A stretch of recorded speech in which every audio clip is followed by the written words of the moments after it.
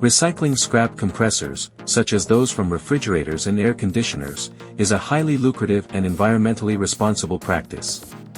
Our advanced disassembly process utilizes two specialized machines to maximize material recovery and profitability. 1. Compressor shell opener, plasma cutter. This machine uses advanced plasma cutting technology to safely and quickly open the shells of refrigerator and air conditioner compressors. The precise and controlled cutting process ensures the compressor's integrity while exposing the internal components for further processing. 2. Stator winding removing machine, specifically designed for handling stators with an outer diameter of up to 45 centimeters. This machine effectively cuts copper windings from one end of the stator. Depending on the stator's size, it then employs either a grabbing mechanism or a pulling tool to fully remove the copper windings.